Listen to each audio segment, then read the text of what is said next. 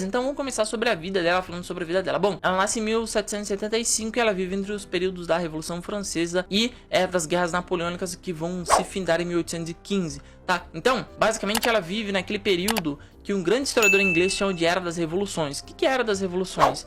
A era onde tá tudo mudando. Então quando você pensa assim, poxa, quando essa escritora viveu, ela tá vivendo num mundo de de uma mudança completa. Todo mundo tá mudando, tá tendo a Revolução Francesa, o iluminismo, depois voltam as monarquias, o próprio Napoleão vem, que é um sentido anti-histórico, chamado de Napoleão também, né? Mas o Napoleão vem... Tem todas as guerras napoleônicas, ele é derrotado em 1815, eles fundam basicamente a nova sociedade internacional que vai buscar a coexistência entre estados que serão, digamos assim, soberanos. É fundada então a sociedade internacional em 1815, mas sobretudo ela vive toda a vida dela em um período em que no mundo inteiro haviam revoluções. Revolução no meio de pensar, no meio de fabricar, revolução industrial também acontece aqui, segunda parte sobretudo, e também as revoluções no meio de soberania, né? De quem será o soberano? Será que o soberano é um rei que veio, né? Basicamente foi sobre isso a Revolução Francesa, né? Assim, resumidão. Devemos respeito ao rei porque ele, né, nasceu aí?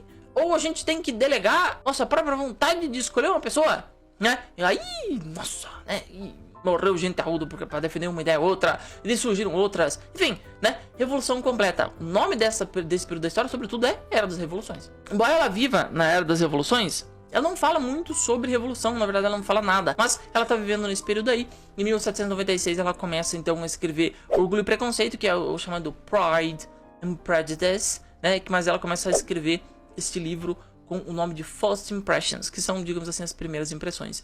De 1801 a 1809, ela vai passar por diversos lares de parentes dela, porque os pais dela, principalmente o pai dela, resolveu se aposentar e ir para um lugar onde ela não poderia ir junto com a mãe, junto com as irmãs dela, tá? Eu vou te mostrar uma foto obviamente de uma pintura, tá, da Jane Austen, para que você dê imagem, para que você dê um rosto à pessoa, tá? Porque eu sou uma dessas pessoas que não consegue, tipo, falar sobre uma pessoa, entender uma pessoa sem ter um rosto, tipo, eu preciso ter um rosto, cara. Aqui, ó, me dá um rosto pra ele entender do que eu tô falando. Basicamente é essa aqui, tá? É uma, fosse um portrait aí da Jane Austen, essa mocinha aqui. Tá, então essa aqui é a Jane Austen, beleza? Eu já vou te mostrar por que ela é tão importante assim, você já vai entender qual é a importância dela na literatura e na língua inglesa. Então, de 1801 a 1809, ela fica perambulando pra lá e pra cá em casas de parentes, porque o pai dela basicamente era velho demais pra cuidar dela e das irmãs.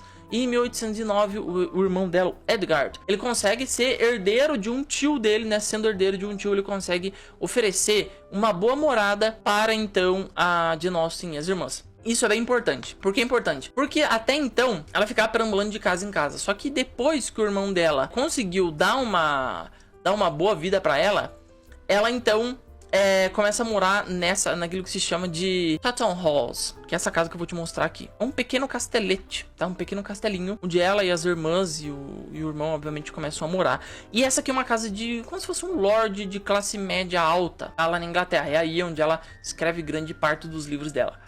E ela escreve num conforto da família, ou seja, então ela vive uma situação de classe média alta britânica no tempo das revoluções, mas é ainda a era vitoriana, né, do capa e espada ainda, digamos assim, de lords e princesas e ladies lá dentro da Inglaterra. Então ela vive dentro deste castelete aí, um castelo pequeno, não é tão grande, mas mesmo assim ela vive ali basicamente até ela morrer. Em 1812, então, ela começa a publicar suas obras, só que ela a primeira obra que ela vai publicar vai ser Orgulho e Preconceito, que é o Pride and Prejudice.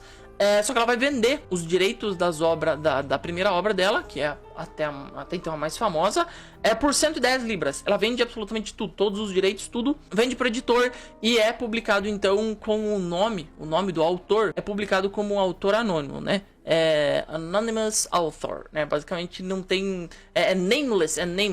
nameless author, que é basicamente um autor sem nome, e ela não coloca os nomes dela na publicação. Outras obras dela seriam publicadas sem o nome, e em 1814 é Mansfield Park, também é publicada como autor anônimo. Em 1815 ela começa então a escrever Emma, é o final das Guerras Napoleônicas aí, ela começa a escrever Emma, que é um dos grandes livros dela, e aí em 1816 é publicada Emma com direitos, tá? com direitos dela mesmo, com o nome dela. E aí o que acontece? Aí muda bastante coisa. Por quê? Em 1816, Jane Austen já tá sentindo meio que dificuldades respiratórias e tudo, ela vai morrer por conta de uma doença. Só que ela morre sem ter sido reconhecida, porque ela morre em janeiro de 1817 e somente em 1816, um ano antes, ela começa a ser reconhecida como uma grande autora. Só que não pelo nome dela, mas pelo nameless author. Quem que escreve isso? O Walter Scott, né, que foi um grande escritor de língua inglesa, escreveu romances. Ele escreve,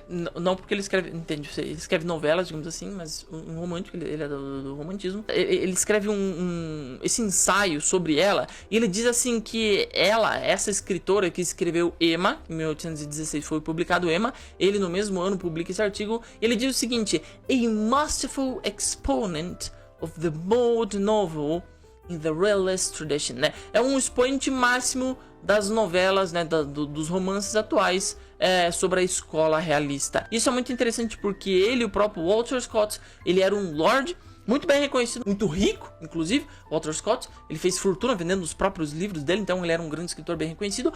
E o Scott escreve isso sobre ela, só que ele obviamente coloca essa dedicatória ao nameless author, que foi o autor basicamente sem nome, autor esquecido. E aí, então, o que acontece é que ela vai passar então a ser reconhecida de 1816 para frente. Ela vai então ganhar os grandes nomes da literatura aí, vai encantar o mundo e os ingleses com a própria escrita. E em 1817 ela vai morrer e ela vai ser enterrada na Winchester Cathedral. E eu vou te mostrar o que é a Winchester Cathedral, que é uma das maiores catedrais medievais britânicas já construídas. É uma das maiores honras ser enterrado lá. E por que isso? Né? Por que a Winchester? O que tem de diferente da Winchester? Lá só são enterrados reis e rainhas. E ela é uma das únicas que não foi uma rei e rainha, mas que foi enterrada lá. Pelo prestígio que ela ganhou de ter escrito tudo aquilo que escreveu em língua inglesa.